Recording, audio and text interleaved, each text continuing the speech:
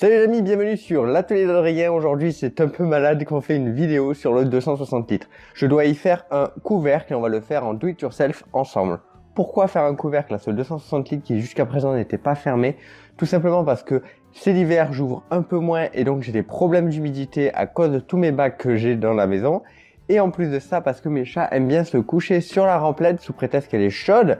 Mais je suis sûr que si le petit poisson leur passe devant le nez, ils vont pas hésiter à donner un petit coup de patte. Donc par précaution, on va y faire un petit couvercle et on va le faire ensemble. En termes de matériel, c'est vraiment pas compliqué. Il va me falloir deux petits tasseaux de cette taille-là, deux petites planches également qui servent à faire la finition. Le couvercle, alors ça c'est le couvercle d'origine du bac mais qui est complètement cassé. Il se fixait donc à l'ancienne remplette d'origine. Nous on va l'utiliser, mais si vous n'avez pas ce genre de petit truc, vous pouvez utiliser du plexiglas ou il existe des petites planches noires comme ça que vous pouvez acheter et découper au cru de terre. Donc vous pouvez vous débrouiller sans ça. Même une planche en bois que vous avez peint, ça pourra très bien faire le travail. Et avec tout ça, il va me falloir une vitre que je vais faire à la découpe, mais je ne l'ai pas pris encore étant donné que d'abord je dois faire tout le système pour la poser, histoire que la vitre ne traîne pas à la maison et que je ne prenne pas le risque de la casser. Du coup, je vais vous expliquer très simplement comment je vais faire. Pour la marche à suivre, c'est très simple. Je vais d'abord mettre deux tasseaux sur la longueur totale de mon aquarium. Et à cela, je vais rajouter 4 petits tasseaux sur le côté. Ce qui va me faire une structure en bois qui va prendre une grande partie. Ensuite, à ça, je vais ajouter une vitre. Et par-dessus cette vitre, je vais rajouter des petites lamelles pour faire la finition. Il me restera ensuite à mettre le couvercle d'origine à l'avant et boucher les deux côtés avec des chutes qu'il me restera donc du couvercle d'origine.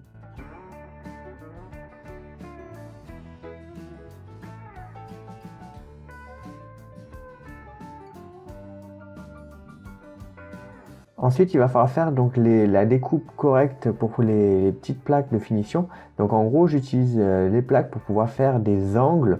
Alors ça va pas être parfait, mais ça sera très bien et ça permettra de faire une finition plus jolie par-dessus la vitre.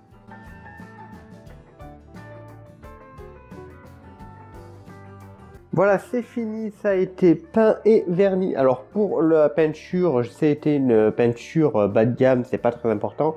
Ce qui était très important, c'était le vernis. J'ai encore une fois mis du vernis marin pour être sûr que ça va bien tenir l'eau, la condensation, puisque forcément, comme ça va être un couvercle, l'eau va être condensée dessus. Donc on a fait l'encadrement, on a fait les petites planchettes également. Maintenant, ce que l'on va devoir faire, c'est mettre du mastic sur tout le contour.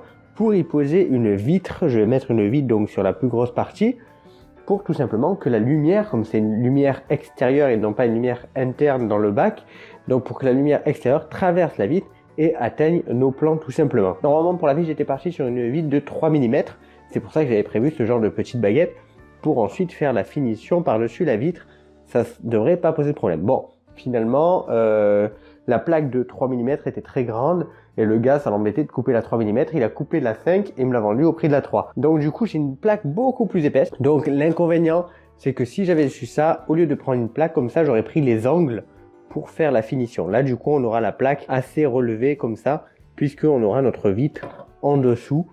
C'est pas trop gênant, mais voilà, je tenais à le préciser. Donc là, je vais mettre du mastic colle tout autour. C'est un mastic colle spécial aquariophilie, spécial pour faire les aquariums, parce que tout simplement, il va y avoir de la condensation, de l'eau qui va aller dessus et qui va recouler dans l'aquarium. Je voulais pas prendre de risque, tout simplement, que les produits tombent dans l'eau. Donc, je vais mettre ça sur tout le tour, mettre la vitre par-dessus, et aussi ensuite remettre sur la vitre pour coller ça par-dessus notre vitre.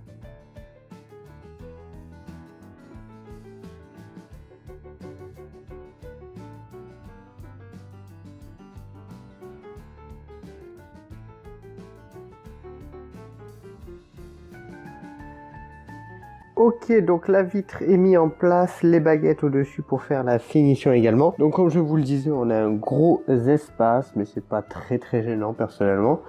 Donc là, j'en suis plutôt content. On va bien laisser sécher facilement 24 heures, je pense, pour que le silicone colle bien comme il faut. J'ai mis les serre-joints, j'ai pas serré très fort. Le but est juste de tenir les petites plaques ici. Je veux pas écraser la vitre, je veux pas prendre le risque que la vitre se casse, mais là normalement on est pas mal. Je vais ensuite y faire les petites plaques en plastique qui vont se poser ici et ici pour faire les finitions. Et ensuite, on découpera la plaque que l'on a ici et on la fixera sûrement avec des petites charnières sur l'avant du couvercle. Ok, là c'est terminé, ça a séché, c'est très bien. Bon, il me restera à nettoyer la vitre évidemment, mais c'est pas terminé. Je vais donc fixer le couvercle d'origine du bac comme je vous l'ai dit, mais évidemment là il est trop grand. Je vais devoir le réduire, il doit faire que 10 cm. Donc on va voir de le couper. C'est une plaque assez épaisse, donc je pourrais pas le couper je pense avec un cutter comme un plexiglas par exemple. Donc je vais y aller tout simplement avec la scie sauteuse. On va y aller doucement avec la scie sauteuse et j'espère que ça va bien se passer. Et ensuite on va le fixer avec ceci. Donc ce sont des petites charnières en plastique pour être le plus tranquille possible en termes d'oxydation. Bon, j'ai quand même une petite barre en métal dedans, mais étant donné que ça va être à l'extérieur, elle devrait pas vraiment être en contact avec l'eau, donc elle devrait pas rouiller. Et donc là, normalement, je peux la fixer avec des petites vis.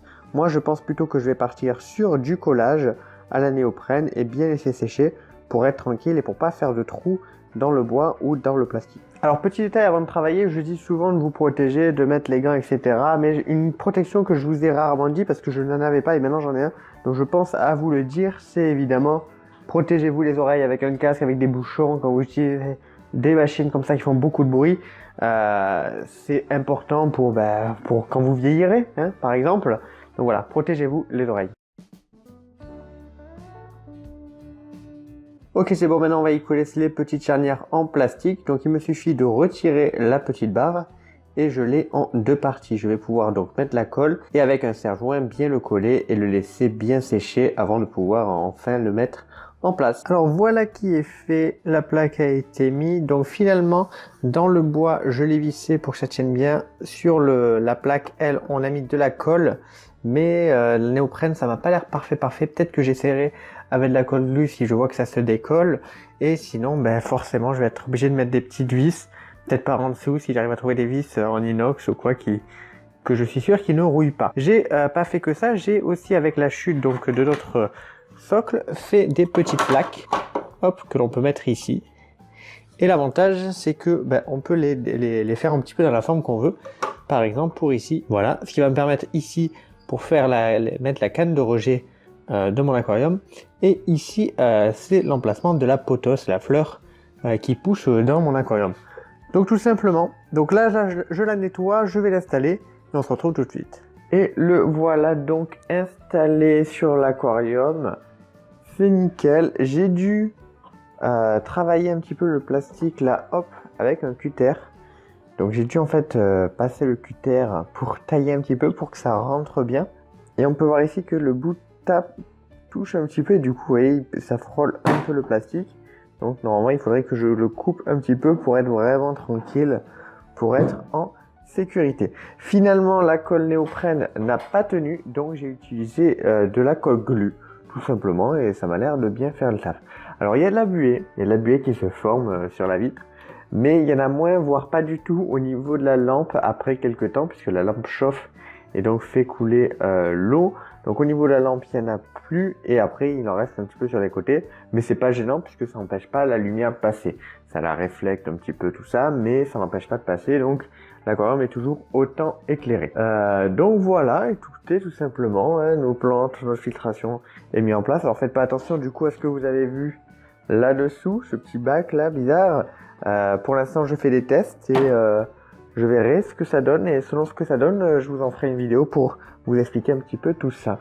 Voilà, en tout cas, pour ce petit couvercle fort sympathique. Alors j'ai fait un couvercle comme ça, pourquoi? Parce qu'évidemment, j'ai une lampe extérieure, pas une lampe qui peut se mettre à l'intérieur puisqu'elle n'est pas étanche.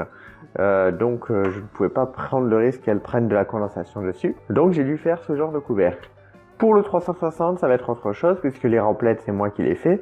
Donc on va pouvoir possiblement faire un truc complètement fermé et où les rampes seront à l'intérieur, mais on verra ça une autre fois. En tout cas, j'espère que cette petite vidéo vous aura plu, que vous aurez passé un bon moment à la regarder. Merci à vous, n'hésitez pas à me laisser un petit commentaire pour me dire ce que vous en avez pensé et je vous dis à très bientôt.